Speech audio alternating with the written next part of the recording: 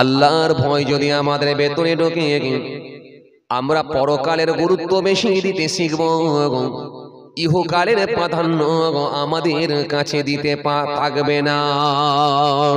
এজন্য যারা আল্লাহর ভয় ঢোকাতে পেরেছে তারাই তো আল্লাহর ওলি হয়ে গেছে, তারা আল্লাহর মাহবুব বান্দা হয়ে গেছে, যাদের সঙ্গে কানেকশন ট্রানজাকশন সম্পর্ক আমার আল্লাহ পাকের হয়ে গেছে।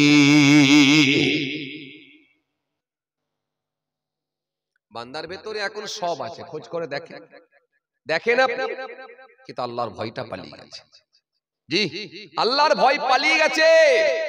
তার দুটো একটা আমি নমুনা আপনাকে তুলে ধরছি। দেখেন কত দাড়িওয়ালা নেবেন, দাড়িও রেখেছে, বিড়িও টান দিচ্ছে। জি, কত নামাজি নেবেন, জুম্মার নামাজও পড়ছে, মিথ্যা কথার উপরে পণ্য বিক্রি করছে। আছে আছে আছে। কত এরকম হাজী সাহেব আছে, বেটার বিয়েতে মোটা অঙ্কের পণ নিচ্ছে, আবার হজও করেছে। আসলে সে কিন্তু এখনো পর্যন্ত পরিপূর্ণ ইমানদার হতে পারেনি, কারণ তার ভেতরে এখনো পর্যন্ত আল্লাহর ভয়টা ঢোকেনি। আল্লাহর ভয় ঢুকলেই আপনি যতটুকু পারবেন ভালো কাজই হবে, কিন্তু আপনি সমস্ত রকমের পাপ কর্মগুলো থেকে বিরত থাকতে পারবেন। তখন কিন্তু জেনে শুনে কোন আর অন্যায় কাজের দিকে আপনি ধাবিত হতে পারবেন না। তখন একটা জিনিসই কাজ করছে, সেটা হলো ইত্তাকুল্লাহ, আল্লাহর ভয়। কেউ দেখতে পায় না, কিন্তু আমার মাবুদ জানতে পারবে, লুকাতে পারবো না। সেটা গাড়িতে হতে পারে, বাড়িতে হতে পারে, হাটেতে হতে পারে, ঘাটেতে হতে পারে, মাঠেতে হতে পারে, কারখানায় হতে পারে, সব জায়গায় একটাই ভয় কাজ করবে, সেটা হলো আল্লাহর ভয়। আর এই আল্লাহর ভয়টা আপনি ঢোকাতে পারলেই আপনি দুনিয়ার প্রাধান্য দিতে পারবেন না, দুনিয়ার গুরুত্ব আপনার কাছে থাকবে না। আমার আমার আমারটা আমি ভুলে যাব। তখন কি হবে আমার, কি হবে আমার? মরে গেলেই তো সব বেকার, অন্ধকার, শুধু এটাই মনে আসবে, এটাই মনে আসবে। আজকে দেখুন, তাকান তাকান, হাজার হাজার কোটি কোটি টাকার মালিক হওয়ার পরও দেখেন শান্তি নেই। দেখেন দেখেন, 3 জায়গার ভেতরে কোন একটা সিট তাদের জন্য রিজার্ভ হয়ে গেছে। 3টে জায়গার সিট, একটা হলো 4 দেওয়ালের ভেতরে গ্যারেজ হয়ে গেছে। কথা বলছেন না কেন? 4 দেওয়ালের ভেতরে গ্যারেজ হয়ে গেছে, আর নতুবা হয় কবরস্থান, না হলে শ্মশান, দুটো জায়গার মধ্যে একটা ঠিকানা হয়েছে। আর না হলে সে পলাতক, আপাতত এখন ঘুরে ঘুরে বেড়াচ্ছে, এখন তাকে সিবিআই, ইডি, পুলিশ খুঁজে বেড়াচ্ছে। এই 3 জায়গার ভেতরে একটা জায়গায় লিস্টে তার নাম উঠেছে, হাজার হাজার টাকা, কোটি টাকার মালিক হোক, কিন্তু শান্তি।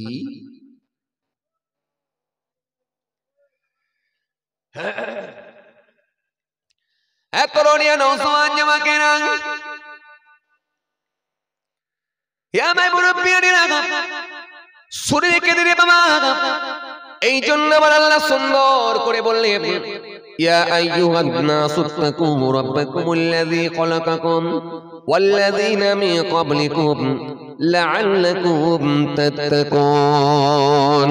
আল্লাহ কোরআনের মধ্যে সুন্দর করে জানিয়ে দিলেন, হে মানুষ সকল, হে মনুষ্য জাতি, তোমরা আমি আল্লাহর ইবাদত করো, আমি আল্লাহর জিকির করো, আমার উপাসনা করো। আমি আল্লাহ তোমাদেরকে সৃষ্টি করেছি, তোমাদের পূর্বের মানুষগুলোকে সৃষ্টি করেছিলাম উদ্দেশ্য অন্য কিছু নয়, লাআল্লাকুম তাত্তাকুন, যাতে করে তোমরা পরেজগার, খোদাভীরু হতে পারো।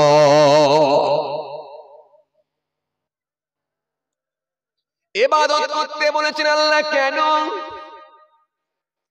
যাতে করে তোমরা সিস্টেম ওয়াইজ চলতে পারো, সীমা লঙ্ঘন যাতে করে না করো, সীমা অতিক্রম যাতে করে না করো।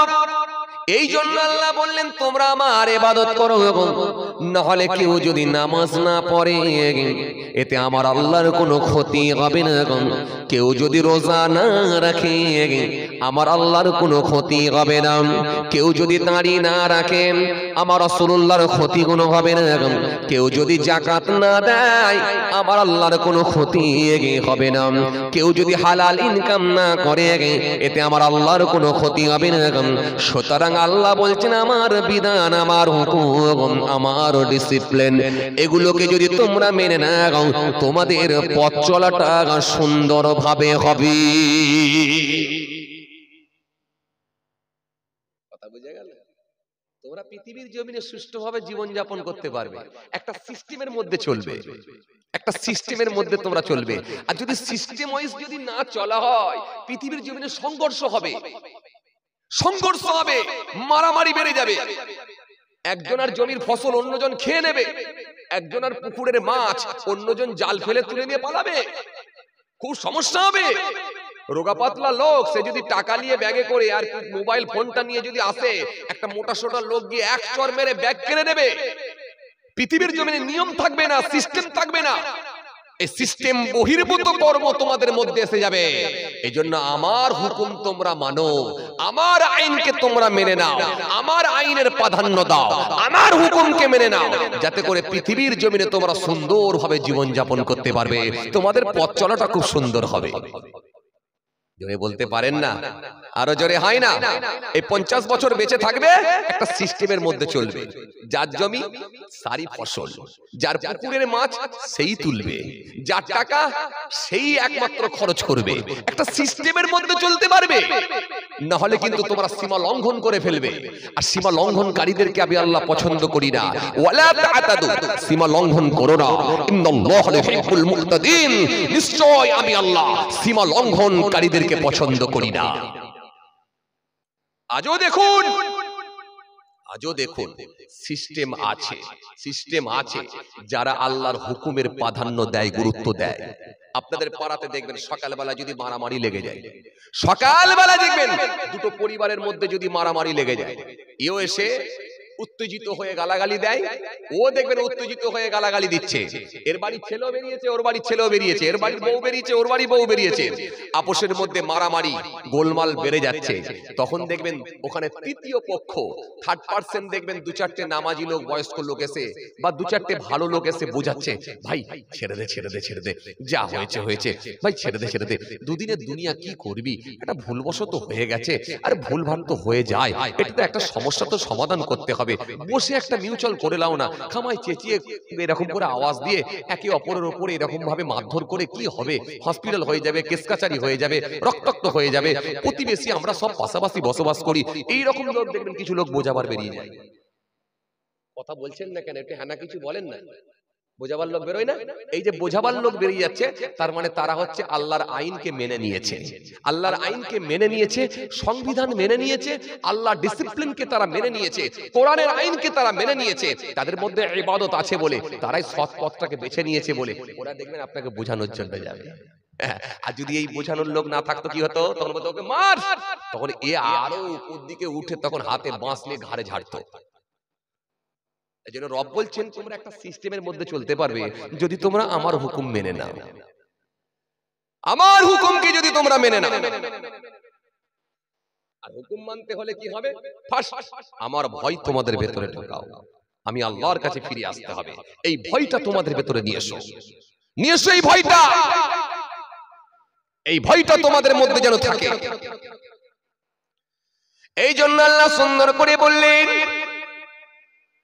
কোরআনের মধ্যে আল্লাহ জানিয়ে দিলেন, সুন্দর করে আমার আল্লাহ ঘোষণা দিলেন, সুন্দর করে জানিয়ে দিলেন, ইয়া আইয়ুহাল্লাযীনা আমানুত্তাকুল্লাহ, হে ঈমানদারেরা তোমরা আমি আল্লাহকে ভয় করো, ওয়া কুনু মা'আস সাদিকিন, যারা সত্যবাদী হয়ে গেছে, আমার মনোনীত বান্দা যারা হয়ে গেছে তাদের সঙ্গী তোমরা হয়ে যাও।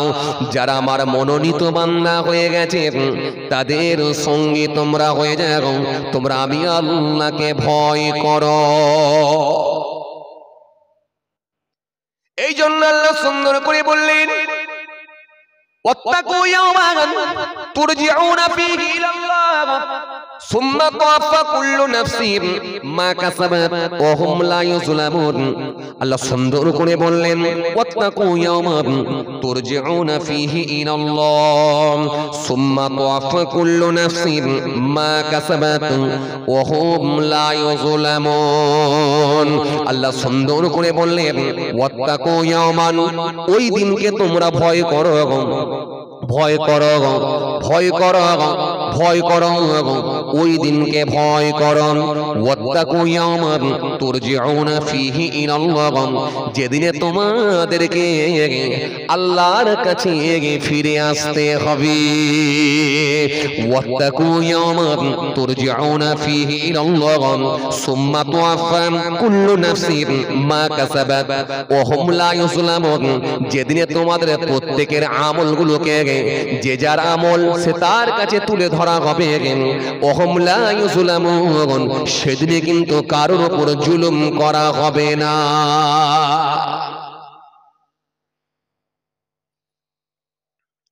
কিছু বুঝতে পারছেন বাবাজি? আল্লাহর কোরআন, কোরআন থেকে গোটা কতক আয়াত পড়বো, একটু মানে করে দিচ্ছি, চলে যাব। কি আর সব আমাদের সব জানা, নামাজের ওয়াজ, রোজার ওয়াজ, হজ জাকাতের ওয়াজ, দাড়ি টুপির ওয়াজ, সেবার ওয়াজ, ভাতৃত্বের ওয়াজ, আদর্শের ওয়াজ, মনুষ্যত্বের ওয়াজ, ইনসানিয়াতের ওয়াজ, ঐক্যের ওয়াজ, চরিত্রের ওয়াজ, কালচারের ওয়াজ, শিষ্টাচারের ওয়াজ, মা বাপের খেদমতের ওয়াজ, হজের ওয়াজ, জাকাতের ওয়াজ, আর এতিম মিসকিনের সঙ্গে ভালো আচরণ করা ওয়াজ, দান খায়রাতের ওয়াজ। এমন কোনো ওয়াজ নাই যে আমাদের জানা নাই। আগেই বলেছি সব জানা দরকার, শুধু ধরে বলেন মানা। আপনি 10টা টাকা দান করবেন, গেনার হবে যদি নিয়ত ঠিক থাকে। চায়ের দোকান খুলেছেন সকালবেলা, এক ফকির সাহেব এসে হাত পেতেছে। যখন ফকির সাহেবটা হাত পেতেছে তখন মনে হলো যে আহা, সকালবেলাতে এখনো পর্যন্ত একটা খরিদ্দার আসেনি, তার আগে এক ফকির সাহেব এসেছে। যাক আলহামদুলিল্লাহ, আল্লাহ আমার সামনে এক ফকির সাহেবকে পাঠিয়েছে, হয়তো আলহামদুলিল্লাহ আজকে বেচা কেনা আল্লাহর শুকর ভালোই যাবে। বলে ক্যাশ বাক্স থেকে 10টা টাকা নিয়ত করে, আল্লাহ তোমার সন্তুষ্টি, তোমার ভালোবাসাতে আল্লাহ 10টা টাকা দান দিয়ে দিলাম, আমি গরিব মানুষ, যেমন পেরেছি তেমন দিয়েছি, ব্যাস এই মনে করে নিয়ত করে দিয়ে দিলেন। এটা আল্লাহর দরবারে কাজে লেগে যেতে পারে। জোরে বলবেন না, জোরে বলবেন না। আর 50 খানা কাপড় বিলি করবেন, 500 খানা ক্যামেরাম্যানকে দাঁড় করিয়েছেন, 500 খানা ক্যামেরাম্যান দাঁড়িয়ে আছে, 50টা কাপড় দেবেন। এক একটা কাপড় দিচ্ছেন, একবার ডান দিকে কাত করে ছবি, একবার বাঁ দিকে কাত করে ছবি, একবার তুলে নিয়ে ছবি। নেতা কাপড় দিচ্ছে, লোকে সারা এলাকার লোক জেনে গেল, ওহ কাপড় বিলি হলো। নিয়ে ছিল একটা, লোকে বলবেন না বাবু, ও নেতাটা কিন্তু কাপড় বিলি করলো। বুঝে গেল? কিছু বুঝে গেল? এই ডিসাইডটা আপনি করবেন। কি করবেন? আগে পাবলিকের মন জয় করবেন, মানুষের কাছে আপনি জনপ্রিয় হবেন, এটা নিতে চাইছেন না আল্লাহর সন্তুষ্টি অর্জন করতে চাইছেন, আমার মাবুদকে রাজি করব, এটা আপনি নিজে ডিসাইড করবেন কোন লাইনটা ধরবেন। যদি মনে করেন এটা নেন, এটা নেওয়ার লোক তো অনেক আছে, আর যদি মনে করেন না এটা তো অনেক নিচ্ছে, আমি অন্তত ওই দিকটা বাছি, পরকাল আখেরাত, ওই দিকটা বেছে নিন, তাহলে আলহামদুলিল্লাহ আপনি গেনার হবেন। আপনি গেনার হবেন, 10টা টাকা দেবেন, গেনার হবেন। ওরকম তাহাজ্জুদের নামাজ দরকার নাই, ওই তাহাজ্জুদের নামাজ দরকার নাই। রাত 2টোর সময় যখন উঠেছেন, উজু করবেন, করে নামাজ পড়ে দিয়ে ভাবছে, ওফ আমি তো ভালো মানুষ, সবাই তো ঘুমিয়ে আছে, আমি নামাজ পড়ছি, যাক আমি জান্নাতে যাব না তো কে জান্নাতে যাবে। যখন মনের মধ্যে এই ভাব এসে গেল, সব জানবেন বরবাদ হয়ে গেল।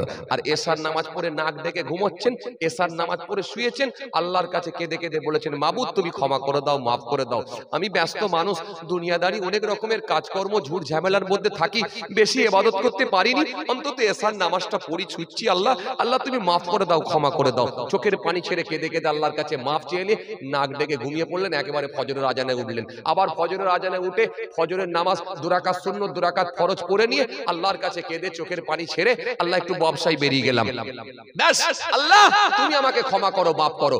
ওই নামাজের ভেতরে অহংকার ঢোকেনি, যখন আল্লাহর সন্তুষ্টির জন্য হয়েছে, মনে রাখবেন ওই 5 ওয়াক্ত নামাজ আল্লাহর কাছে প্রিয় হয়ে গেলে ওটাই জান্নাতে যাওয়ার জন্য যথেষ্ট হয়ে যেতে পারে।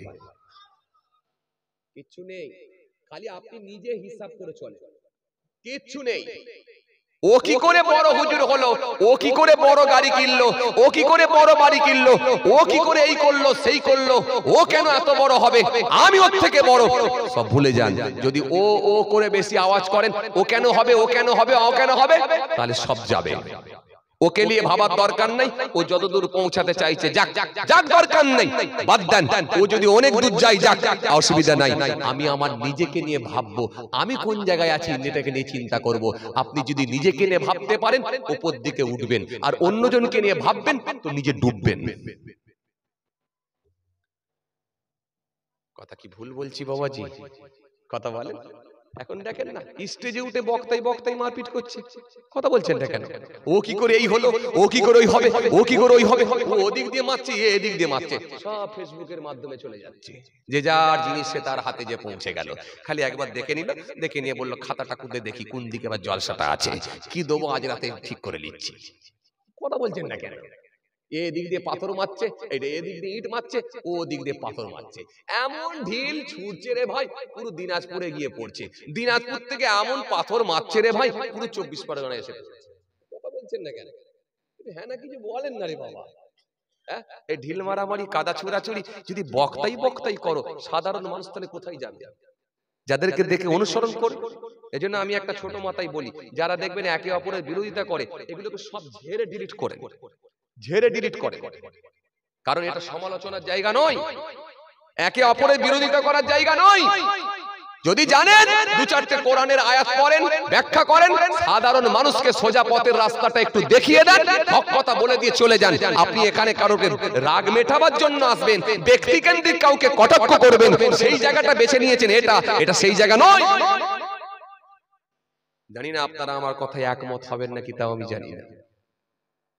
ভাইরা আমার, বন্ধুরা আমার, সাথী মহব্বতের ভাইরা, বিশ্বাস করেন এই যে দাড়ি রেখেছি আমরা না, এই দাড়ির কোনো দাম নাই যদি আল্লাহর কাছে প্রিয় না হতে পারি আমরা।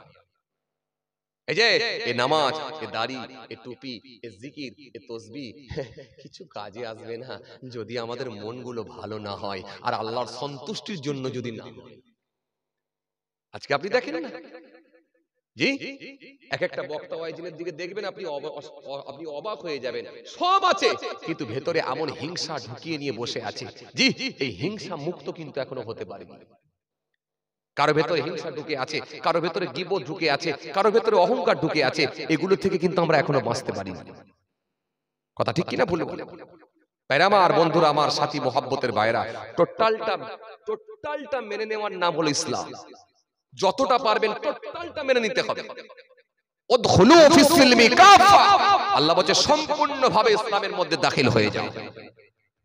দুনিয়ার গুরুত্ব আপনি দিতে পারবেন না, কি হবে দুনিয়া? এজন্য আমি মাঝে মাঝে একটা কথাই বলি, কি জানেন, যে মাঝে মধ্যে আমাদের প্রত্যেকের উচিত কিরাম জানেন, কবরস্থানের পাশে তাবু খাটিয়ে সপ্তাহে অন্তত 2 থেকে 3 দিন করে থাকা দরকার। মরে গেলে তো ভেতরে থাকবে, আর বেঁচে আছো মানে কবরের পাশে থাকবে। কথা বুঝতে পারছেন না কি বলছি? আমার দিকে তাকান।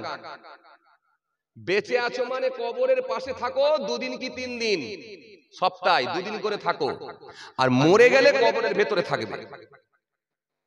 কবিগে তুমি জমি করেছো, কটা গাড়ি করেছো, আর কটা তুমি ভেরি করেছো, কটা মার্কেট করেছো, আমার করে যে মৃত্যুটাকে ভুলিয়ে গেছো, ঠান্ডা হয়ে যাবে। খালি রাতের বেলা 2টোর সময় একবার কবরের দিকে যখন তাকাবে না, বুঝতে পেরে যাবে এই ভাঙা কবরটাই বাপ, আর ওই দিকের পাশেরটাই মা, পেছন দিকটাই বড় আব্বা, তার পেছনে আমার দাদিমা, আর সামনে এইদিকে শুয়ে আছে এই 1.5 সপ্তাহ আগে গেছে আমার খালাতো ভাই, আমার থেকে বয়সে কম 42 বছর, আমার বয়স 57 বছর, সেও চলে গেল, কবরে ঘাস ফুটে গেল, এখনো দেখো খেজুর গাছ পর্যন্ত শুকনো হয়নি, এই দেখো লম্বা হয়ে শুয়ে আছে।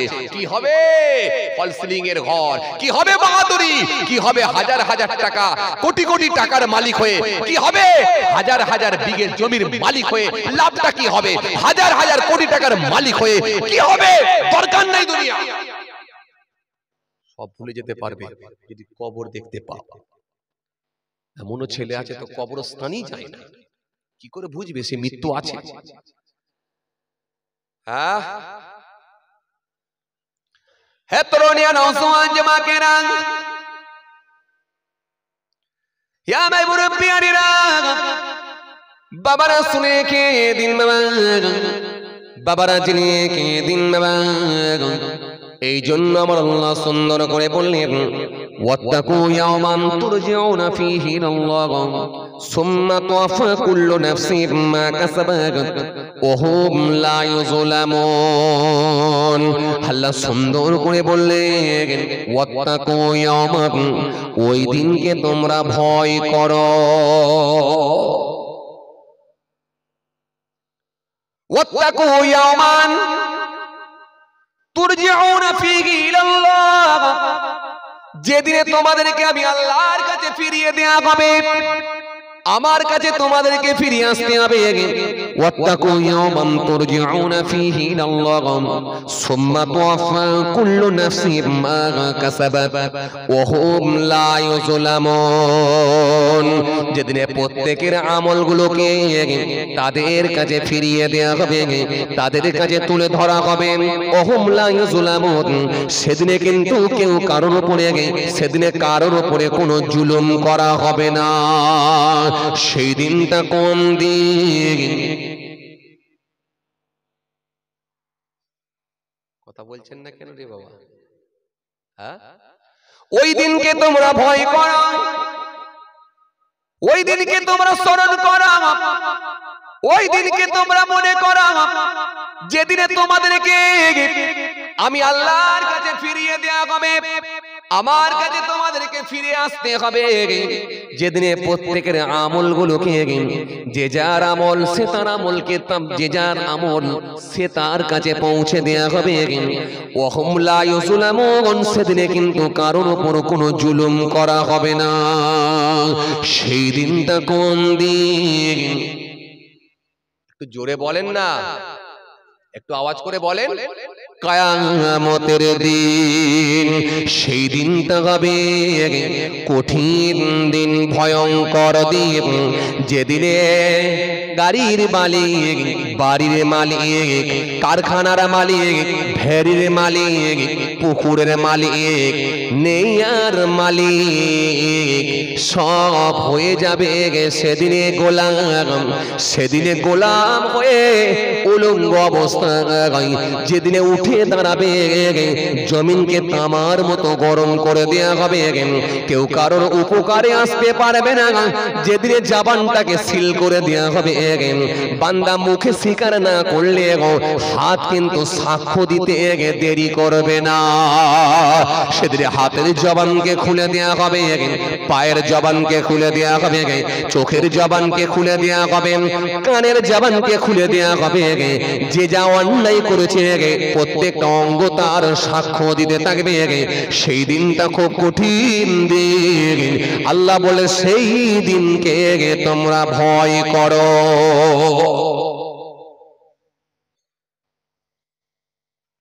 এই ভয় ভিতরে ঢুকলে ভাইরা, বেলা 12টার সময় টাটকা মাছের রক্তলি আর পচা মাছের গায়ে লাগিয়ে দিয়ে বিক্রি করা যেত? ভাঙরে কি আর পাওয়ার গ্রিড নিয়ে লড়াই হতো? কথা বলছেন না কেন? এ ভয় ভেতরে ঢুকলে যে এই কথা আমার নয়, কথা আল্লাহ। আল্লাহ বলতে ওই দিনকে তোমরা ভয় করো, ওই দিনটাকে তোমরা ভয় করো, যেদিনে তোমাদেরকে আমার কাছে ফিরে আসতে হবে, যেদিনে কোনো বাহাদুরি চলবে না, যেদিনে কোনো ক্ষমতা কাজ করবে না। পাটির বল, লাঠির বল, গায়ের বল, ক্ষমতার বল, পয়সার বল, সম্পত্তির বল, দেশের বল, দশের বল, ফারিস্তা বলবেন সোজা হয়ে চল। আর আল্লাহ সেদিন একটাই কথা বলবে, পৃথিবীতে কি করেছিস এবারে বল। সেই দিনটা কোন দিন? জোরে বলেন না। কিয়ামতের দিন। আল্লাহ বলে সেই দিনকে তোমরা ভয় করো, সেই দিনটা হবে কঠিন দিন, যেদিনে তোমাদেরকে আমার কাছে ফিরিয়ে দেয়া হবে। যেখানে তোমরা যাও না কেন, পানিতে ডুবে মরো, আগুনে পুড়ে মরো, ফ্লাইটে করে ওপরে আর ভূমিকম্পে চলে নিচে, ফ্লাইটে করে ওপরে, ওপরে গিয়ে মরো, পানিতে ডুবে, আগুনে পুড়ে, ফ্লাইটে উড়ে, ভূমিকম্পে নিচে চলে, বজ্রপাতে জমা করা হবে সবাইকে এক জায়গাতে। সেই দিনটা কোন দিন? জোরে বলেন। কিয়ামতের দিন, মালিক ইয়াউমিদ্দিন, বিচার দিনের মালিক। ইয়াকা না'বুদু, আমরা শুধু তোমারই ইবাদত করি, ওয়া ইয়াকা নাস্তাঈন, তোমারই কাছে সাহায্য চাই। ইহদিনাস সিরাতাল মুস্তাকিম, তুমি আমাদেরকে সহজ সরল পথ দেখাও। সিরাতাল্লাযীনা আন'আমতা আলাইহিম, ওই সব লোকেদের পথ দেখাও যাদেরকে তুমি নিয়ামত দিয়েছ। গায়রিল মাগদুবি আলাইহিম ওয়ালাদ-দাল্লিন, যাদের উপর গজব পড়েনি, যারা পথহারা হয়নি, পথভ্রষ্ট হয়নি, গুমরাহ হয়নি, সেদিনের মালিক হবে আমার রব্বুল আলামিন আল্লাহ।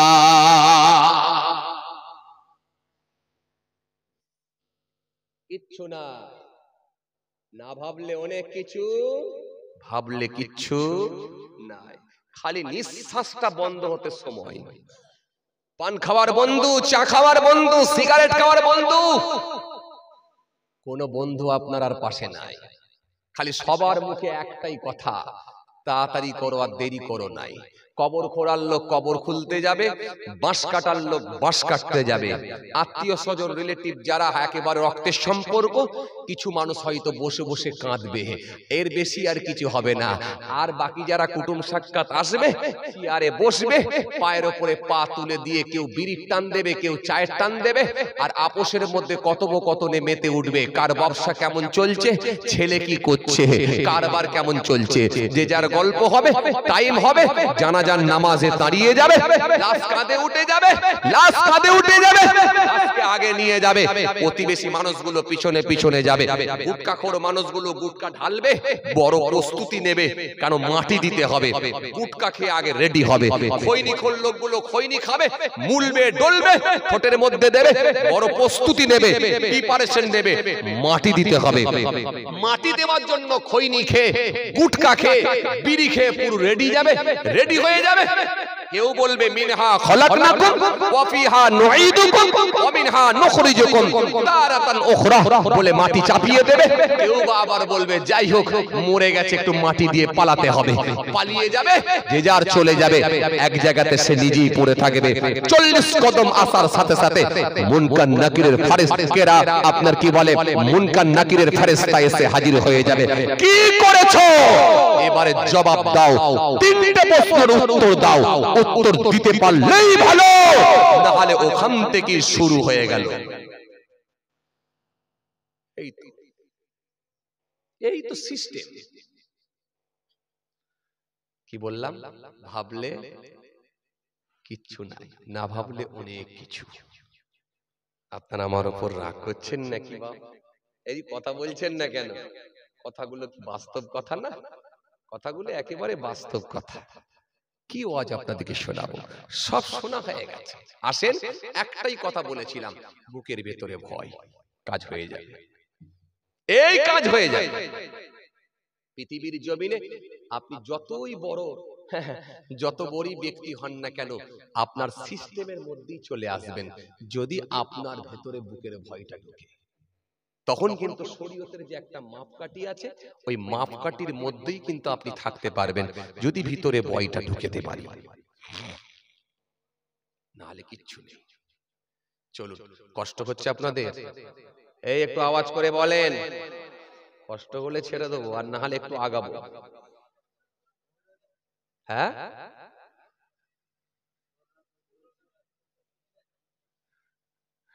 একটু তাকবীর দেন না, নারায়ে তাকবীর। ও ভাই, ঘুমিয়ে পড়লেন নাকি? কোমর লেগে যাচ্ছে, লাগারই কথা।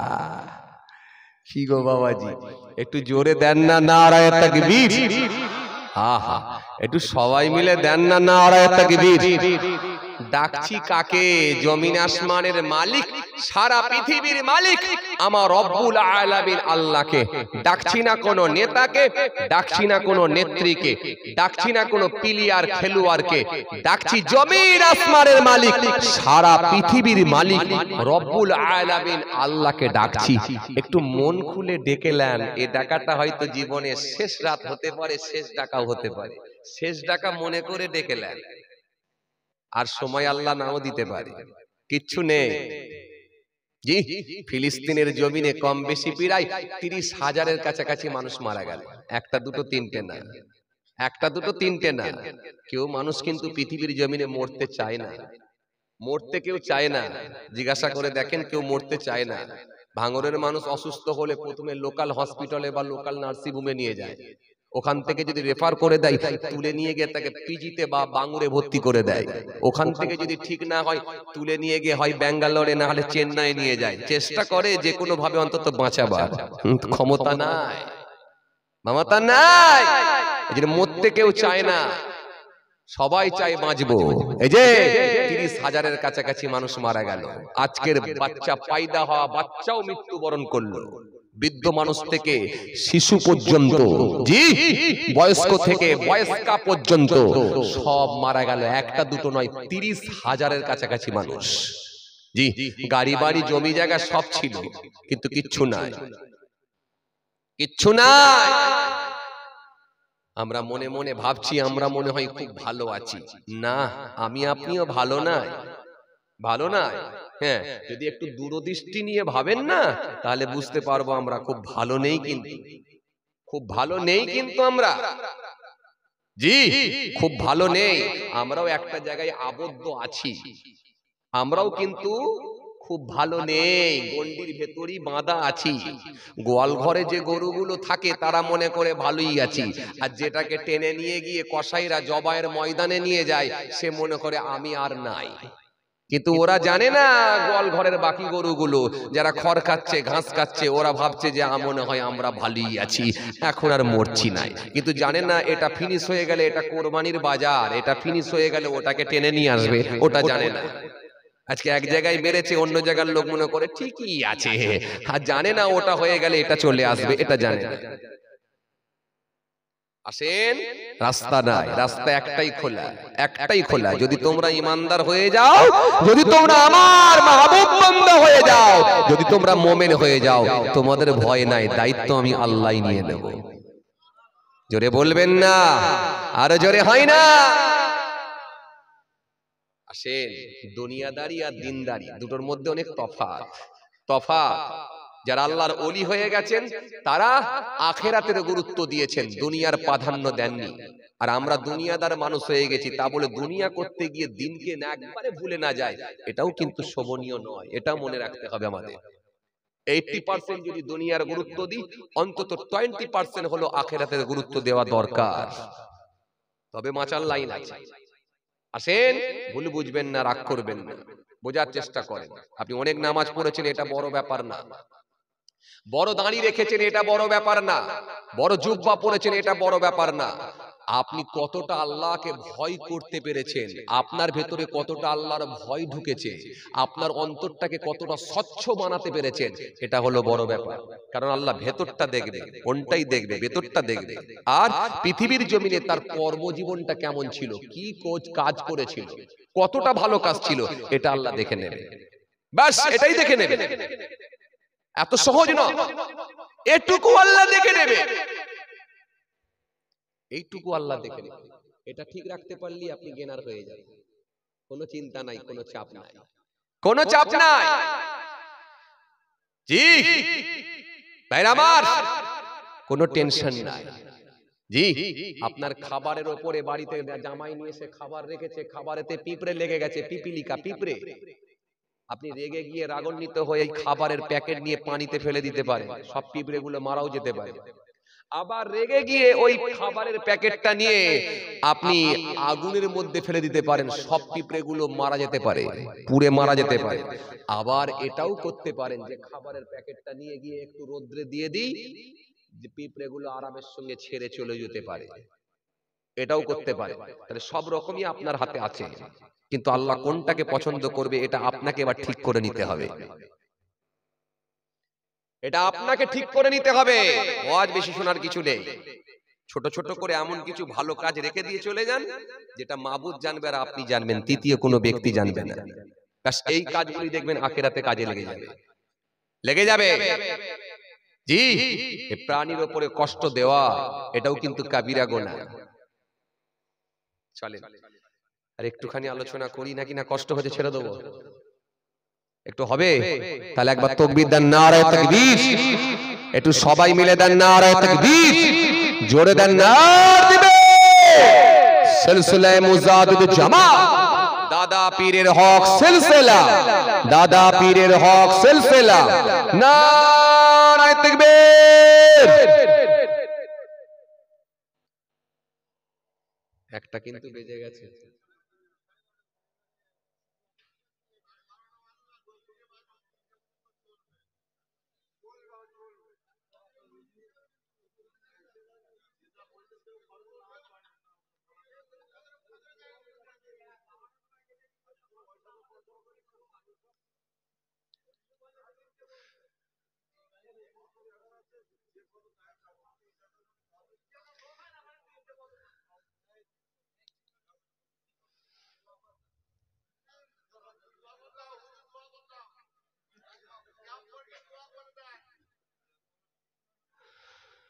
হ্যাঁ, কথা ঠিক। আসলে চাচা যেটা বলেছে ওটাও খারাপ নয়, আর আপনি যেটা বলেছেন ওটাও খারাপ নয়। কেন জানেন? আসলে এখানে তো ফাংশন নয় যে আরেকটু টেনে চালান, এটা বলেননি। যেহেতু জলসা হচ্ছে, জলসা হচ্ছে মানে কোরআন হাদিসেরই কথা হচ্ছে। এই মসজিদে ঢোকার লাইন তৈরি কিন্তু এখান থেকেই হবে। মসজিদে চাচা আপনি নামাজি পাবেন কি করে যদি তার ভেতর আল্লাহর ভয় না ঢুকলো? তার ভেতরে তো ফার্স্ট আল্লাহর ভয় ঢোকাতে হবে, তাকে তো বুঝাতে হবে মরে গেলে কোথায় যাবি। এটা তো সেই জায়গায় এইখান থেকে তৈরি হলে তবে তো মসজিদে ঢুকবে। কথা বুঝছেন? চাচাও যেটা বলেছে ঠিক, উনিও যেটা বলেছে সেটাও ঠিক, দুজনের কথাই ঠিক। জামাতেও লোক দরকার আছে, আবার এই জলসাও একটু বেশি করে শোনাও দরকার আছে, তবে মানুষ হেদায়েতের জায়গায় আসবে। যতক্ষণ বসে থাকবে আল্লাহ রাজি হলে, খুশি হলে, আল্লাহ অন্তত ইচ্ছা করলে নেকির খাতায় কিন্তু সওয়াব কিন্তু আল্লাহ চালু রেখে দিতে পারে। এই যে আমরা বসে বসে যে সুবহানাল্লাহ বলছি, দু চারবার দরুদ শরীফ পড়ছি, দু চারবার যে কলেমা শরীফ পড়ছি, এই সুযোগটা কিন্তু আল্লাহ এখানেই করে দিয়েছে। কথা বলেন ঠিক কি না? আর একবার যদি কলেমা শরীফ পড়ে নেওয়া হয়, একবার দরুদ শরীফ পড়ে নেওয়া হয়, আমার আল্লাহ বড় খুশি হয়ে যায়। কথা বুঝতে পারছেন? এই জন্যই মাহফিল দেওয়া। কথা ঠিক। যাই হোক, শীতের রাত, জি আপনাদেরকে আর কষ্ট দেব না, অনেক সময় আপনারা দিয়েছেন আলহামদুলিল্লাহ। আল্লাহ করে আবার যদি কোনোদিন আল্লাহ সুযোগ করে দেয় ইনশাআল্লাহ আবার আলোচনা হবে ইনশাআল্লাহ। তবে এই রে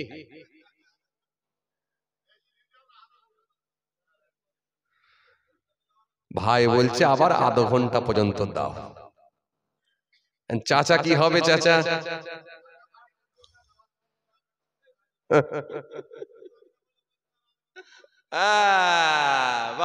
মাশাআল্লাহ মাশাআল্লাহ মাশাআল্লাহ।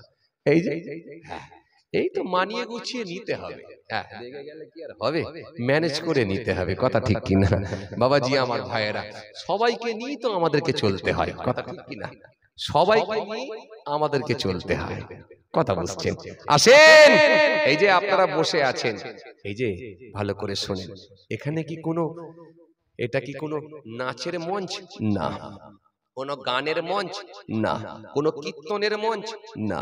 এটা হলো রাসূলুল্লাহর মাহফিল, কোরআনের মঞ্চ, হাদিসের মঞ্চ। এই জায়গায় আল্লাহ আল্লাহ রাসূলের কথা হয়, আর এখান থেকেই তো মুমিনকে চেনা যায়। এখান থেকেই তো মুমিনকে চেনা যায়। যে আমি পিছনেই ছিলাম, উনি ছিল ওখানে দাঁড়িয়ে ছিল। কথা বুঝতে পারছেন? যে এই যে শোনেন, একটা কথা আপনাদেরকে বলে রাখি, মুমিন যে হবে না, ভালো কাজে সব সময় সে দেখবেন আগে আগে আগিয়ে যাবে, আর ভালো কাজ করলে তার মধ্যে আলাদা একটা মজা অনুভূতি আসবে। এটা হলো মুমিনের লক্ষণ, ইমানদারের লক্ষণ। কথা বুঝতে পারছেন? একটা মোমেন লোককে যদি বলা হয় মদের দোকান আছে পাশে, তার পাশে মুদিখানা দোকান, যদি বলা হয় ওই মুদিখানাটায় মাল কিনে নিয়ে এসো, সেও দেখবেন কিন্তু বোধ করবে না, অন্য মুদিখানায় যাবো, ও মদের দোকানে বাবু পাশে আমাকে ভাল লাগে না। মদের দোকানে যেতে বলেনি, মদের দোকানের পাশের মুদিখানাটায় যেতে বলেছে, তাও বলছে আমি যাবনি। কারণ মোমেনকে এত ঘৃণা লাগে ওখানেও যাবে না। এটা হলো মোমেনের লক্ষণ। আসেন, মোমেন সব সময় দেখবেন ভালো কাজ যখন করবে তার মধ্যে আলাদা একটা অনুভূতি, মজা আসবে। জি, এটা হলো মোমেনের লক্ষণ। আর অসৎ কাজ হয়ে গেলে সে ব্যতীত হয়ে আল্লাহর কাছে ফিরে আসবে, এটাই হচ্ছে মোমেনের লক্ষণ। ফাআনতা মুমিনুন, রাসূল বলেন অতঃপর সেই হবে মুমিন। হে তরুণিয়া, নওজওয়ান জামাকেরা, হে আমার মুরব্বিয়ানেরা, বাবারা শুনে খেয়ে দিন বাবা, বাবারা জেনে খেয়ে দিন বাবা। এতক্ষণ ধরে আপনাকে আমি যেটা বোঝাতে চেয়েছিলাম, আল্লাহর ভয়টা এমন ভাবে ঢোকাবে, আমরা আল্লাহর ভয়টা এমন ভাবে ঢোকাবো যাতে করে আমাদের দ্বারাই কোনো অন্যায় কাজ শোভনীয় না হয়। না জেনে অন্যায় হয়ে গেলে আল্লাহর কাছে ব্যতীত হয়ে ফিরে আসতে বাধ্য হবে। দুটো কথা মেলাতে পারবে, তবেই আপনি মুমিন হয়ে যাবেন। পৃথিবীর জমিনে বেঁচে থাকবেন, আল্লাহর ভয় ঢোকাবেন। পৃথিবীর জমিনে যতদিন বেঁচে থাকবেন, সঙ্গটা ভালো রাখবেন, সাথীটা ভালো রাখবেন, পাশের লোকটা ভালো রাখবেন। যে লোকটার সঙ্গে আপনি ব্যবসা করবেন, যে লোকটার সঙ্গে আপনি কারবার করবেন, যে লোকটার সঙ্গে চা খেতে যাবেন, যে লোকটার সঙ্গে বাজারে যাবেন, যে লোকটার সঙ্গে আপনি মুদিখানায় যাবেন, এই লোকটাকে আপনি ম্যানটাকে যেন ভালো ম্যান, দিনদার পরেশগার ম্যান চুজ করবেন। একটা ভালো লোক, ইমানদার লোককে বন্ধু হিসাবে গ্রহণ করে নেবে। সঙ্গ খারাপ হয়ে গেলে আপনি খারাপ হয়ে যাবেন, সঙ্গ ভালো হলে আপনি ভালো হয়ে যাবেন, এটাই সিস্টেম। এই রাসূল বলেছেন, মান আহাব্বা লিল্লাহ ওয়া আগবাদা লিল্লাহ ওয়া আতা লিল্লাহ ওয়া মানা লিল্লাহ ফাকাদ ইসতাকবালা আল ইবাদ। রাসূল সুন্দর করে বললেন। এই জন্য আল্লাহ নবী সুন্দর করে বললেন, তুমি যার সঙ্গে সম্পর্ক বাড়িয়ে দেবে এ মানুষটাকে ভালো করে শোনো, ওই বন্ধুত্ব সম্পর্কটা সেটা হবে আল্লাহর জন্য। কার জন্য? যার সঙ্গে তুমি ওঠা বসা করবে, খাওয়া দাওয়া করবে, চায়ের দোকানে গিয়ে বসবেন, বাজারে যাবে, মার্কেটে যাবে, শেয়ারে ব্যবসা করবে, যার সঙ্গে তুমি ব্যবসা করবে, যার সঙ্গে তুমি কারবার করবে, যার সঙ্গে তোমার লেনদেন থাকবে, এই মানুষটা কিন্তু ভালো মানুষ হওয়া লাগবে। এই বন্ধুত্ব হবে আল্লাহর জন্য।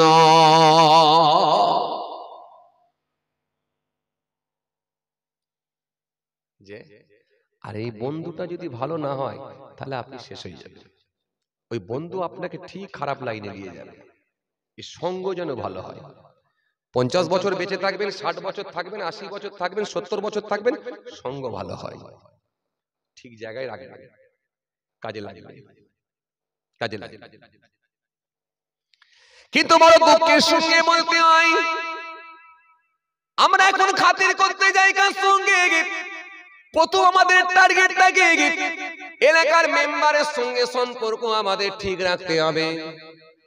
কথা বলেন না। মেম্বারের পরে চিন্তা ভাবনা এলো, যদি প্রধানকে আমি বন্ধু হিসাবে গ্রহণ করে নিতে পারি, প্রধানের সঙ্গে যদি বন্ধুত্ব করতে পারি, আপাতত এলাকার লোক আমার উপরে আর কথা বলতে কথা বলছেন না কেন?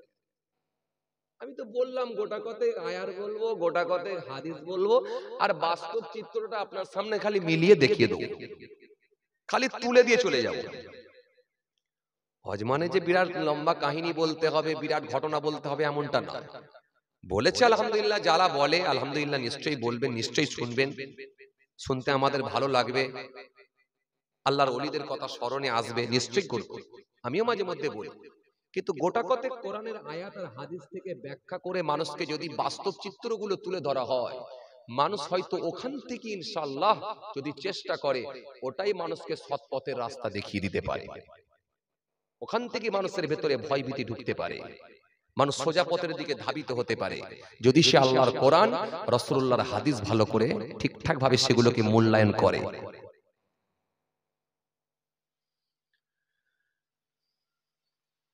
প্রধান যদি আমার বন্ধু হয়ে যায়, এলাকায় কারণ ক্ষমতা নাই, আগুল তুলে কথা বলতে পারে, প্রধানের সঙ্গে বন্ধুত্ব সম্পর্ক করতে হয়, এরপরে যদি মেম্বারকে আপাতত বন্ধু হিসাবে গ্রহণ করা যায়, প্রধান হয়ে গেল, এরপরে যদি এমএলএ এমপি যদি একটা হাতের মুঠোয় রাখা যায়, তাহলে তো এই এলাকার মানুষ, এই জেলার মানুষ আর কথা বলতে পারবে না ভাই।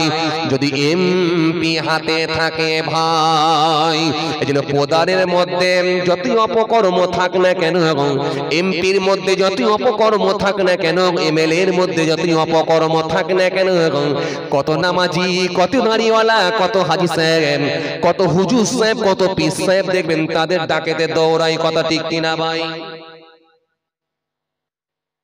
আমার মনে হচ্ছে আপনাদের রাগ হয়ে যাচ্ছে, কথা বলে, কথা বলছেন না কেন? এমপি বস্ত্র বিতরণের অনুষ্ঠান করবে, হাজি সাহেব, মৌলভী সাহেব, হুজুর সাহেব, পীর সাহেবের লাইন লেগে গেছে খালি স্টেজে।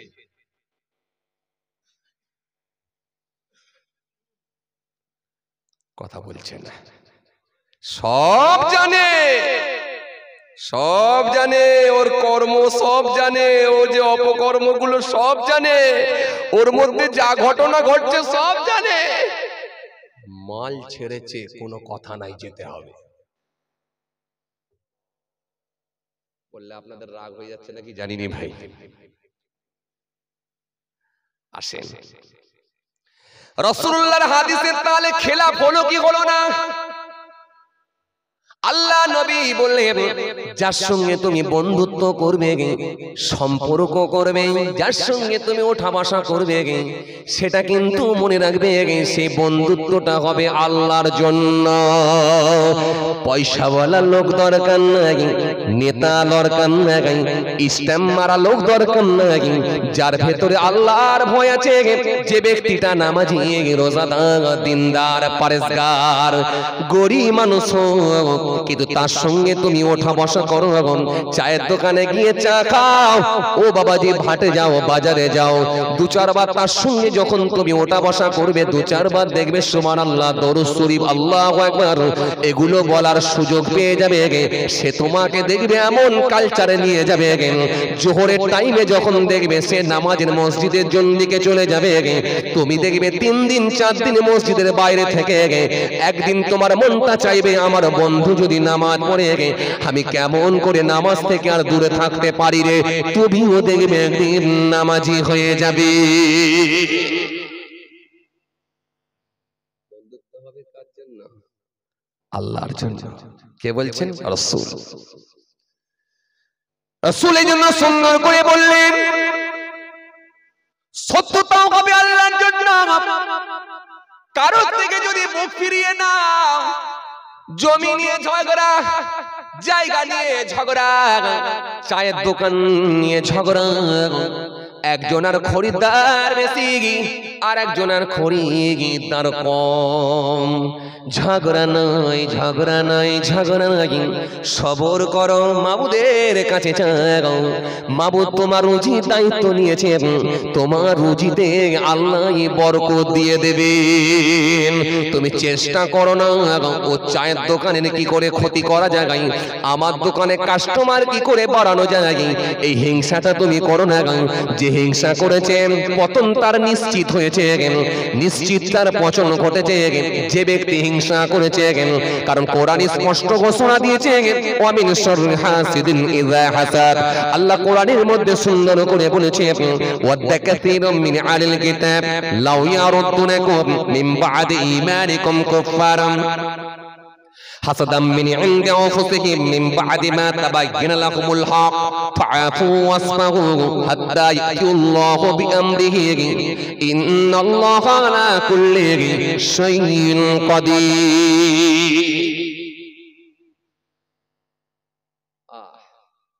কত আয়াত আছে, কত আয়াত। এখনো সেই হিংসা থেকে হুজুরও বাঁচতে পারে না, বক্তাও বাঁচতে পারে না, শ্রোতাও বাঁচতে পারে না, হাজি সাহেবও বাঁচতে পারে না, পয়সাওয়ালা বাঁচতে পারে না। সব আছে তার ভেতরে, দাড়ি আছে, টুপি আছে, নামাজ আছে, জিকির আছে, সব আছে, কিন্তু ভেতরে এমন হিংসা ঢুকিয়ে রেখেছে, ওটাই হয়তো তার পতনের কারণ হতে পারে। ভাইরা আমার, খুব চাপ, খুব চাপ। বিশ্বাস করেন, ইবলিস শয়তান পর্যন্ত আপনাকে ছাড়বে না। ইবলিস শয়তান আপনাকে ছাড়বে না। আপনাকে এমন সুকৌশলে আপনাকে এমন ভাবে গুমরা করবে, আপনি বুঝতে পারবেন না। আপনি কি ভাবছেন, হ্যাঁ আমাদেরকে পর্যন্ত ইবলিস ছাড়ে না, জানেন? ছাড়ে না। ওলিদিকের নেতা বড় পীর আব্দুল কাদের জিলানী রহমাতুল্লাহ আলাইহ, যে বড় পীর সাহেব বললেন, मैंने 1 साल না খায়া না পিয়া না সোয়া, আমি 1 বছর খাই না, পান করি না, ঘুমাই না। জোরে হবে না, আরো জোরে হয় না, উচ্চ আওয়াজে হয় না। मैंने 40 साल ऐसा की वजू से सुबह की नमाज पढ़ा, আমি 40 বছর এশার ওযুতে ফজরের নামাজ পড়েছি। जोरे হবে না। और 15 साल साढ़े रात एक पांव पर खड़ा होकर सुबह तक कुर्सी खत्म करता रहा। 15 বছর এক পায়ের উপরে দাঁড়িয়ে অপর পা তুলে নিয়ে, আবার এক পায়ের উপরে দাঁড়িয়ে অপর পা তুলে নিয়ে এই রকম ভাবে কোরআন শরীফ খতম করেছি। সেই বড় পীরের কাছে পৌঁছে যাচ্ছে ইবলিস। তাহলে আপনাকে আমাকে কিছু মনে করবে? হ্যাঁ, চুটকি মেরে উড়িয়ে দেবে না? বড় পীরের কাছে ইবলিস পৌঁছে গেল। ও বড় পীর, ও বড় পীর, ও বড় পীর, তুমি যা ইবাদত করেছো না, তোমার ইবাদতে আল্লাহ খুশি হয়ে গেছে। তুমি বিরাট ইবাদত করেছো। আমি আপনি হলে কি করতাম বলেন তো? তাই নাকি? তাহলে তো ভালোই মোটামুটি জায়গায় পৌঁছে গেছি। এই যে বড় পীর সাহেব বলেন, শোন ইবলিস, বেরিয়ে যা, আমার কাছ থেকে বেরিয়ে যা। আমার দয়াময় আল্লাহ যতটুকু আমাকে করিয়ে নিয়েছেন আমি ততটুকুই করতে পারি, এর বেশি নয়। কথা বুঝতে পারছেন? যাবার সময় বলল, বড় পীর তোমাকে নিয়ে 73 নম্বরে ফেলেছিলাম, 72টাকে গুমরা করে দিয়েছি। লিস্টে সিরিয়াল নাম্বারে তুমি ছিলে 73 নাম্বার। তুমি খালি তোমার ইলমের জোরে বেঁচে গেলে। বড় পীর আবার বলে, লা হাওলা ওয়ালা কুওয়াতা ইল্লা বিল্লাহিল আলিয়্যিল আযীম, বেরিয়ে যা, দূর হয়ে যা। আমি আমার ইলমের জোরে বাঁচিনি, আমাকে আমার মাবুদ বাঁচিয়ে দিয়েছে। জোরে হবে না। এগুলো ইবলিসের ধোঁকা। আমি মাহফুজুল্লাহ হুসাইনি যখন ওয়াজ করছি, ইবলিস আমার কাছে এসে পৌঁছে গেল। এই মাহফুজুল্লাহ হুসাইনি, আগের বক্তা ওয়াজ করেছিল, লোক বেশি হয়নি, তুই ওয়াজ করেছিস, লোক জমে গেল, দেখ একটা লোকও ঘুমোয়নি। তোর ওয়াজ কিন্তু আজকে দারুণ ওয়াজ হয়ে গেল। আমার মধ্যে অহমিকা এসে গেল, সঙ্গে সঙ্গে ভেতরে আমি বলি তাওবা আস্তাগফিরুল্লাহ। আল্লাহ, এটা তো ইবলিসের ধোঁকা। লা হাওলা ওয়ালা কুওয়াতা ইল্লা বিল্লাহ। আল্লাহ, তুমি আমার দয়া করে যতটুকু বলিয়েছো ততটুকুই বলতে পারছি, এর বেশি নয়। আমার কোনো ক্ষমতা নাই মাবুদ, আমার কোনো ক্ষমতা নাই, আমার কোনো ক্ষমতা নাই, আমার কোনো শক্তি নাই। তুমি যতটুকু বলাও ততটুকুই বলতে পারি। যখনই আমি নফসের সঙ্গে লড়াই করে যখন ইবলিসকে তাড়াতে পারবো, তখন কিন্তু আমি জিতে যাব, গেনার হব। আর যদি ইবলিসের সঙ্গে লড়াই করে যদি হেরে যায়, তাহলে সব শেষ। যদি আমার মধ্যে এই অহমিকাটা এসে যায় যে হ্যাঁ আমি হুজুর উডলি লোক হয়, নাউজুবিল্লাহ, তাহলে সব যাবে। তো সহজ নয় রে ভাই, সব চক্রান্ত বুঝতে পারবেন না ইবলিসের, কেমন করে মানুষকে সাইজ করে আপনি জানেন না। কত দাড়িওয়ালা, কত নামাজি, কত সুফি সাহেব, কত দরবেশ সব জাহান্নামে চলে যাবে। ইবলিস ছাড়বে না, ছাড়বে না। এত রোডিয়া নওজওয়ান জামাকে রাং, হে আমার মুরব্বিয়ানি রাং, শুনে রেখে দিলে বাবা, যে হাদিসটা আমি ব্যাখ্যা করতে করতে লাগাম, তাহলে বন্ধুত্ব হবে আল্লাহর জন্য, আর শত্রুতা হবে, সেটাও হবে কিন্তু আল্লাহর জন্য। কারোর সঙ্গে যদি কোনো শত্রুতা হয়, সেটাও হবে আল্লাহর জন্য। সেটা টাকা নিয়ে নয়, পয়সা নিয়ে নয়, জমি নিয়ে নয়, জায়গা নিয়ে নয়। আপনার পাশে দিয়ে রাস্তার ধারে দেখা যায় একটা লটারির দোকান করেছে কাউন্টার, ওই লটারি করে দোকানদারের সামনে গিয়ে যখন পৌঁছে যাবে, আপনি তাতে তার সঙ্গে সঙ্গে আর জান খুলে অন্তর থেকে মনের মিল আপনার সঙ্গে থাকবে না, যেহেতু সে শরীয়ত বহির্ভূত কর্মের সঙ্গে সম্পৃক্ত, তার সঙ্গে মনের মিল অন্তরঙ্গ আর হতে পারবে না। বুঝা গেল? আর যদি ফজরের নামাজ পড়ে যাওয়ার সময় লটারির দোকানদারের সামনে দিয়ে গিয়ে আসসালামু আলাইকুম, ছেলেটার নাম ধরে বললেন, ভাই তুমি নাকি একটা লটারির দোকান করলে, যাক মাশাআল্লাহ, কারো ঝেড়েতে নিউনি, মেরে তো নিউনি, নিজে একটা স্বাধীন ব্যবসা করে কিছু ইনকাম করার চেষ্টা করছো, যাক আল্লাহ তোমার ব্যবসায় বরকত দিক। বলে যখন একটু দোয়া করে তখন সে ছাতিটা ফুলিয়ে ফেললো, দিয়ে বলল, চাচা একটু চেয়ারে বসেন। আপনি গিয়ে চেয়ারে বসে পড়লেন। চেয়ারে বসার পরে তখন বলছে, চাচা একটু লিকার চা খান, বলে এক কাপ লিকার চা এনে দিল। আপনি লিকার চাটা খেলেন, একটা বিস্কুট খেলেন, খেয়ে নিয়ে বললেন, যাক একটু পাম দিয়ে তো কাজ হলো। এ কথা বলে না কেন? তাহলে একটু পামেতে যদি এত কাজ হয়ে যায়, তখন ওই লটারি খোর লোকটা কি বলবে? তার মানে আমি লটারি কাটলেও, কিন্তু লটারির দোকান করলেও, এত বড় অপরাধী হলেও কিন্তু এই রকম দাড়িওয়ালা লোক, ভালো লোকগুলো কিন্তু আমাকে সমর্থন করছে। ভেবেছেন একবার? বললে তো আবার লটারি খোর লোকগুলো রাগ হয়ে যাবে নাকি জানি না, যদিও আপনাদের এখানে বলেছেন তো কেউ লটারি খোর নেই, বিড়ি টিড়ি কেউ খায় না। বিড়ি খায়?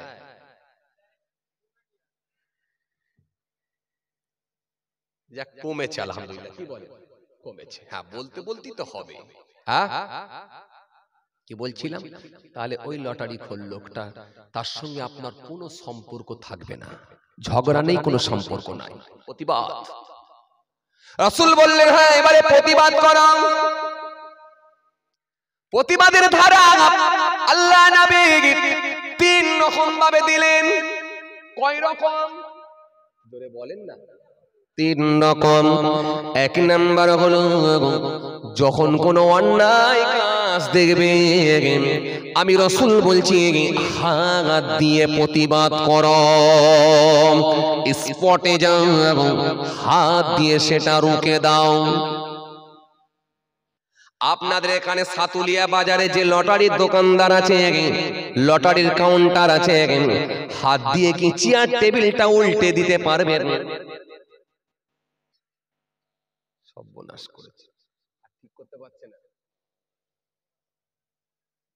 পারবেন না? পারবেন না? কিছু একটা বলেন।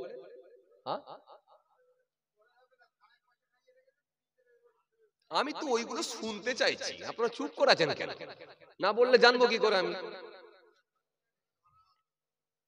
কি ধরা আছে?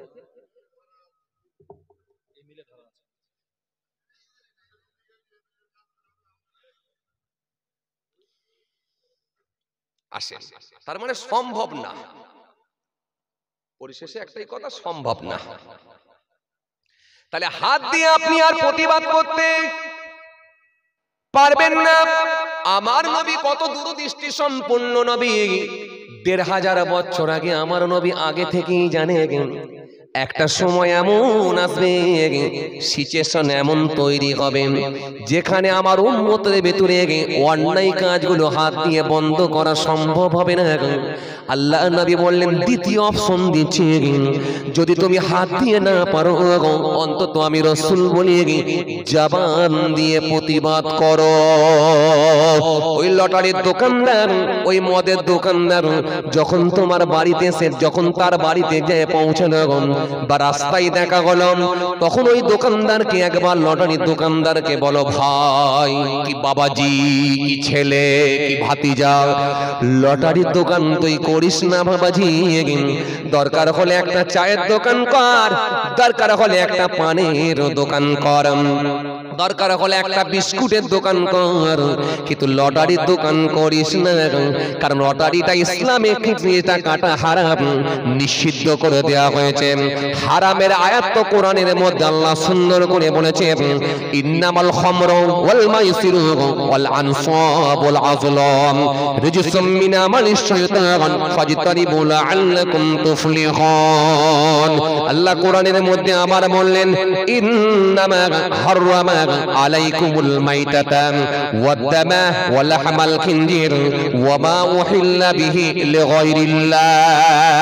আল্লাহ কোরআনের মধ্যে বলেছেন ইয়া আইয়ুহাল্লাযীনা আমানু লা তুহাদিমু তাইয়্যিবাত মা হালাল্লাহু লাকুম ওয়া লা তা'তাদু ইন্নাল্লাহা লা ইউহিব্বুল মু'তাদিন। হারাম সম্পর্কে একাধিক আয়াত এসেছে, আপনি তখন ওকে বারবার বোঝাবার চেষ্টা করলেন, বেটা তুই আমার প্রতিবেশী ভাই, তুই আমার ভাতিজা, তুই লটারির দোকান করিসনি, তোর দ্বারাই অনেক মানুষ গুনাহগার হয়ে যাবে, এটা ইসলামে নাজায়েজ, এটা ইসলামে হারাম। বারবার বলুন, রাসূল বলছেন এই সুযোগটা তোমাকে দেয়া হলো জবান দিয়ে প্রতিবাদ। এরপরের দিনে তুমি দেখো কি করে, আবার দেখলে সেই দোকানদার কোনো গুরুত্ব দিল না, কানে নিল না, একই জায়গায় বসে আছে। 2 দিন 3 দিন 4 দিন 5 দিন 1 সপ্তাহ দেখলে দোকান বন্ধ হলো না।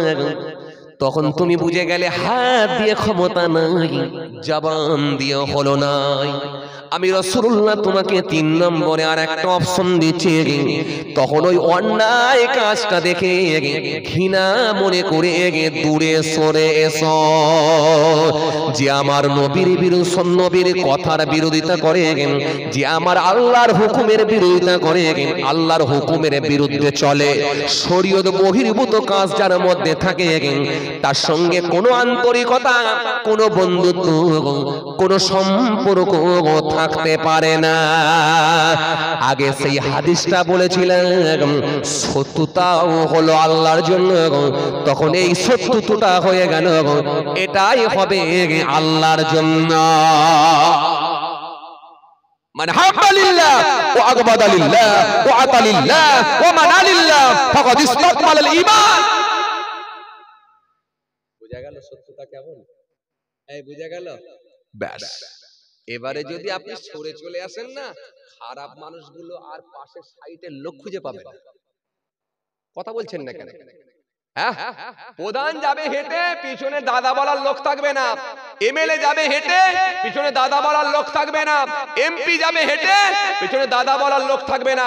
যারা অপকর্ম সঙ্গে যুক্ত, যাদের মধ্যে দুর্নীতি আছে, যারা লোকের জমি বর্গা করেছে, যাদের আগুনের ইশারায় বাড়ি ভাঙা হয়েছে, গাড়ি ভেঙে দেওয়া হয়েছে, জলিউট করে নেওয়া হয়েছে, এদের পিছনে কোনো সঙ্গ থাকবে না, তাদেরকে দাদা বলার লোক থাকবে না। যদি এই হাদিস আপনি আমল করেন, নেবে কে? কথা বলছেন না কেন? কি বাবাজি রাগ টাগ করছেন নাকি আপনারা? একটু কথা বলেন না রে বাবা। ডোজ কি খুব কড়া হয়ে যাচ্ছে মনে হচ্ছে?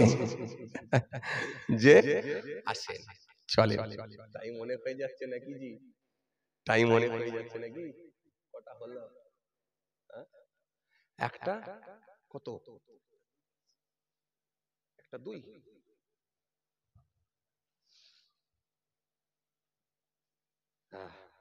তাহলে ছেড়ে দিই, থাক। হ্যাঁ, এই পর্যন্তই থাক।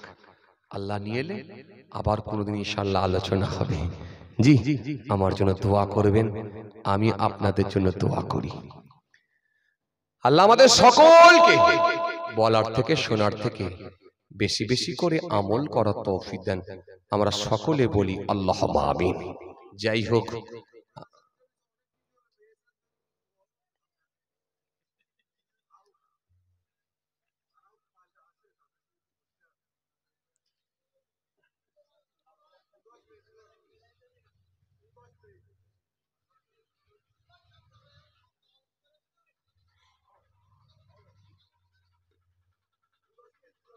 দু 10 মিনিট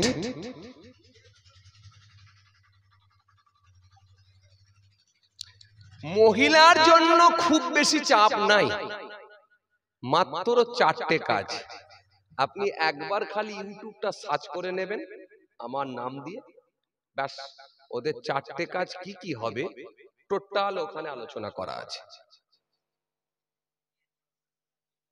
4টে কাজ: 5 ওয়াক্ত নামাজ, রমজান মাসে রোজা, ওয়াসামাত সারাহা ওয়া হাসানাত ফারজাহা ওয়া আতাদ বালাহা। 5 ওয়াক্ত নামাজ, রমজান মাসে রোজা, যাদের বিয়ে শাদী হয়েছে স্বামীর সেবা আর পর্দা। বাস 4টে কাজ।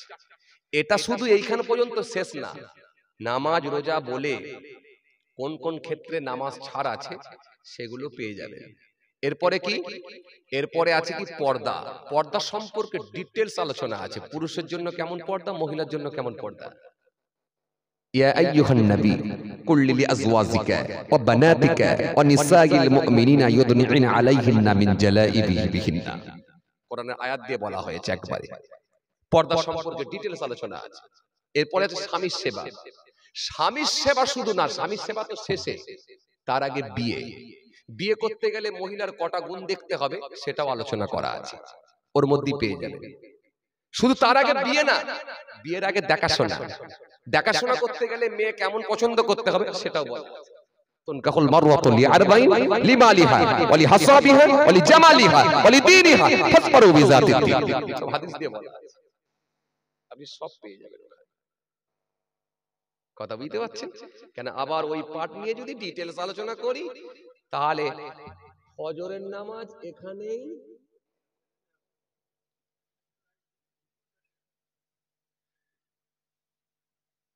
আজকের দিনে যে বিয়েগুলো হচ্ছে সব উল্টো। হলদি মাখানোর সিস্টেম বলেন, অলিমা বলেন, বৌভাত বলেন, যাই বলেন সব উল্টো। কোরআন হাদিস দিয়ে যদি বলা আছে শুনে নেবেন, সব কোনটা ঠিক আর কোনটা ভুল পেয়ে যাবে। মানিনি মানবুনি সেটা আলাদা কথা, কিন্তু কোরআন হাদিসে কিছু নেই বা জানিনি বা জানিনি বা নেই এমনটা নয়, সব বলা আছে, সব বলা আছে, সব বলা আছে। চলেন আবার আল্লাহ যদি কোনোদিন সুযোগ দেয় ইনশাআল্লাহ আলোচনা হবে। রাত অনেকটাই গড়িয়ে গেছে, আমার জন্য দোয়া করবেন, আমি আপনাদের জন্য দোয়া করি। তাহলে বন্ধুত্ব হলো আল্লাহর জন্য, শত্রুতাও হলো আল্লাহর জন্য। দান করবে আল্লাহর জন্য। কার জন্য? আল্লাহর জন্য। কেউ মাদ্রাসার একটু দান দিতে এসেছে, দেবেন, যেমন পারবেন তেমন দেবেন, নাক ছিটকে তাকে দূর করে দেবেন না। এলাকায় একটা মসজিদ হচ্ছে, যেমন পারবেন তেমন দেবেন। ছেলেরা একটা জলসা করছে, যেহেতু কোরআনের কথা হবে, হাদিসের কথা হবে, চাইতে গেছে পয়সা, যেমন পারবেন তেমন দেবেন। 200 টাকা 500 টাকা যেমন পারবেন তেমন দেবেন। বলবেন না যেন কে জলসা করতে বলেছিল, কেন করতে গেছিস, এই কথাটা বলবেন না। এই কথাটা বলা মানে জলসার বিরোধিতা করা হয়ে যাবে। ভালো কাজ যদি না করতে পারি অন্তত সমর্থন করতে হয়, বিরোধিতা করতে নাই। বিরোধিতা করতে গেলে কিন্তু মশলা আলাদা হয়ে যাবে। আমাদের কোরআন হাদিসের জ্ঞান নেই বলে আমরা বিরোধিতা করে ফেলি। একটা লোক দাঁড়ি রাখেনি, একটা লোক দাঁড়ি রাখেনি, কিন্তু একটা লোক দাঁড়ি রেখেছে। আপনি তাকে বলতে পারবেন না তুই আবার দাঁড়ি রেখে কোনো মনীষী হয়ে গেলি, হ্যাঁ দাঁড়ি রেখেছি, কাজ খুঁজে পায় না, দাঁড়ি রেখেছে। এই দাঁড়িকে নিয়ে যখন আপনি বেফাস কথাবার্তা বলবেন, কটু কথা বলবেন, আপনি যখন কোনো নেগেটিভ কমেন্ট করবেন দাড়িকে নিয়ে, তখন ওর দাড়িকে নিয়ে বলা হলো না, এটা রাসূলুল্লাহর সুন্নতকে নিয়ে বলা হলো। এই সুন্নতকে ইনকার করলে কি হবে জানেন? কুফরি ফতোয়া এসে যাবে। আপনি জানেন না পানি কত দূরে গড়াবে, এটা আপনি জানেন না। ওই জন্য আপনি ওকে বলুন দাড়ি রেখেছে আলহামদুলিল্লাহ। আপনি রাখতে পারেননি আলাদা কথা, ভিন্ন কথা, রাখতে পারেননি আলাদা কথা। আপনি তাকে বলেন যে আলহামদুলিল্লাহ তুমি দাড়ি রেখেছো, মাশাআল্লাহ, আমারও দাড়ি রাখা দরকার, কিন্তু আমি পারিনি, নিয়ত আছে ইনশাআল্লাহ আমিও রাখবো। এই সমর্থন কর, এই মেনে নেব, এই মেনে নেব। কিন্তু তাকে নিয়ে আপনি বেফাস কথাবার্তা বলতে পারবেন না। যা মনে আসবে তাই বলে দেবো, ওটা বললে হবে না। এটা রাসূলুল্লাহর সুন্নত নিয়ে হয়ে যাবে। এই সুন্নতকে নিয়ে যখন বেফাস কথাবার্তা বলবেন, যখন ফরজকে নিয়ে বেফাস কথাবার্তা বলবেন, তখন মাসলা কিন্তু অন্য জায়গায় দাঁড়িয়ে যাবে। যাই হোক, আল্লাহ যদি ফের কোনদিন সুযোগ করে দেয় ইনশাআল্লাহ আলোচনা হবে। আমার জন্য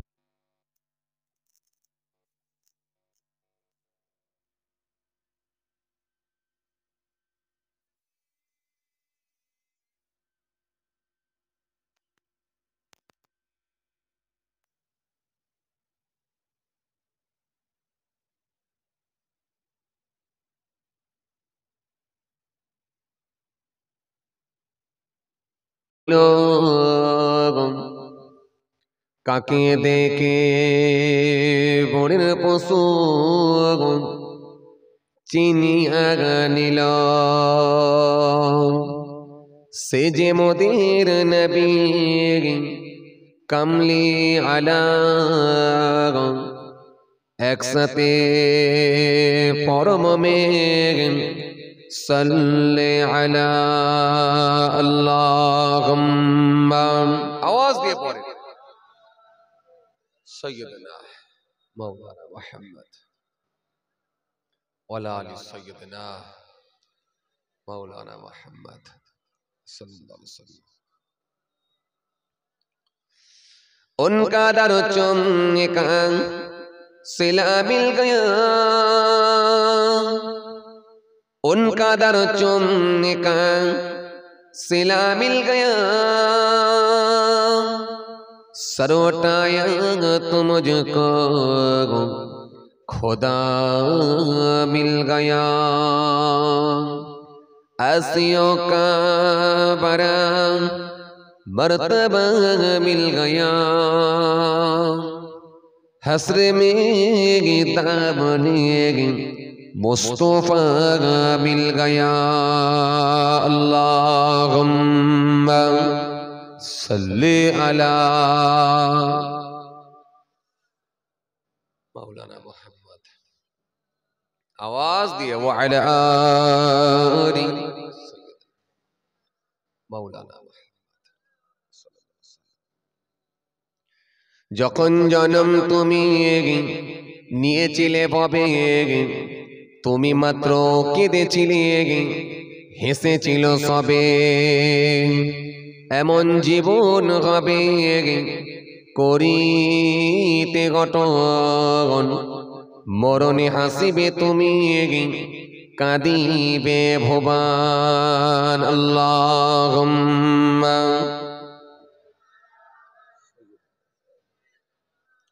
मौलाना मोहम्मद वअला आलि सय्यिदना मौलाना मोहम्मद सल्लल्लाहु अलैहि वसल्लम. इक़रा इक़रा पढ़ूं, इक़रा इक़रा,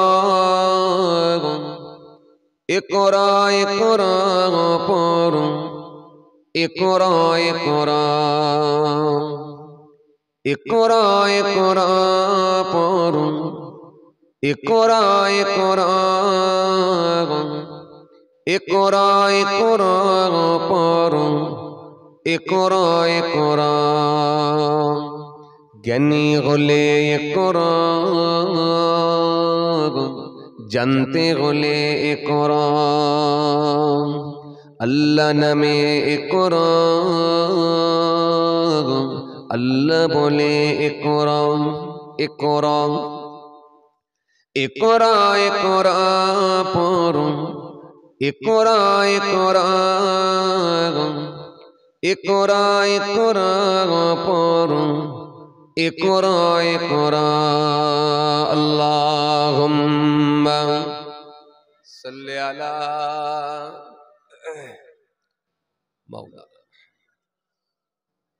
वअला आलि सय्यिदना मौलाना मोहम्मद सल्लल्लाहु अलैहि वसल्लम. পর শব্দ আঁকো স্বপ্ন, বাদো বইয়ের সাথে ঘর, বই তো তোমার বুকে শুদ্ধ আলোর মিহির পরম. ইকরা ইকরা পড়ুন, ইকরা ইকরা, ইকরা ইকরা পড়ুন, ইকরা ইকরা. আল্লাহুম্মা सय्यिदना मौलाना मोहम्मद वअला आलि सय्यिदना मौलाना मोहम्मद सल्लल्लाहु अलैहि वसल्लम. হে রাসূল বুঝি না আমি, রেখেছ বেঁধে মোরে কোন সুতোই তুমি, রেখেছ বেঁধে মোরে কোন সুতোই. হে রাসূল বুঝি না আমি, রেখেছ বেঁধে মোরে কোন সুতোই তুমি, রেখেছো বেঁধে মোরে কোন সুতোয় আল্লাহুম্মা সাইয়্যিদানা মাওলানা মুহাম্মদ ওয়ালা আলি সাইয়্যিদানা মাওলানা মুহাম্মদ সাল্লাল্লাহু আলাইহি ওয়াসাল্লাম। জানি না গো কোনে কেমন করে হৃদয়ে গড়েছ প্রেমের বলাই, হে রাসূল বুঝি না আমি রেখেছ বেঁধে মোরে কোন সুতোয় তুমি, রেখেছ বেঁধে মোরে কোন সুতোয় আল্লাহুম্মা সাইয়্যিদানা মাওলানা মুহাম্মদ ওয়ালা আলি সাইয়্যিদানা মাওলানা মুহাম্মদ সাল্লাল্লাহু আলাইহি ওয়াসাল্লাম। তোমারি নামে আনন্দে গুনি, তোমার নামে দুনিয়া ভুলি, কি জাদু রাখাই নামেতে, খোদারি পরশি জিনাম ওয়ারসি, নাম মুহাম্মদ শুধু মধুময়, হে রাসূল বুঝি না আমি রেখেছ বেঁধে মোরে কোন সুতোয় তুমি, রেখেছ বেঁধে মোরে কোন সুতোয়, হে রাসূল বুঝি না আমি রেখেছ বেঁধে মোরে কোন সুতোয় তুমি, রেখেছ বেঁধে মোরে কোন সুতোয় আল্লাহুম্মা